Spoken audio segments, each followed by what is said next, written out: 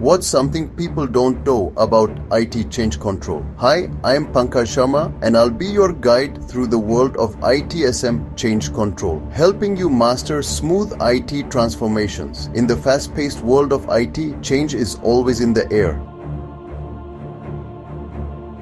But let's be real. Uncontrolled change, that's a recipe for chaos. It can lead to unplanned outages, security breaches, compliance violations, data loss, increased operational costs. That's exactly where change control comes into play. Change control is basically the structured way I manage all changes in an IT environment. It's about balancing minimal risk with maximum benefit, so I can keep things running smoothly even when everything's evolving. So what are the main goals here? First, I need to evaluate the necessity and impact of every single change.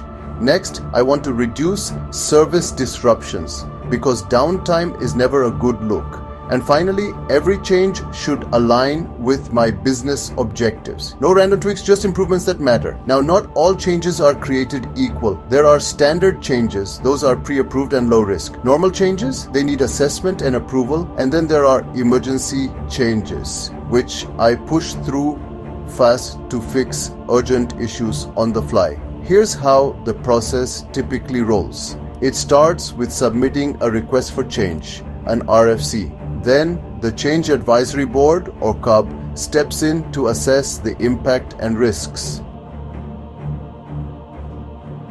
After assessment, if it approves the change, I get the green light to move ahead. From there, it's all about implementation with clear communication every step of the way. And finally, a review, just to make sure I actually met the objectives. Best practices, I never skip the basics. I keep a detailed change log. I involve every relevant stakeholder early on.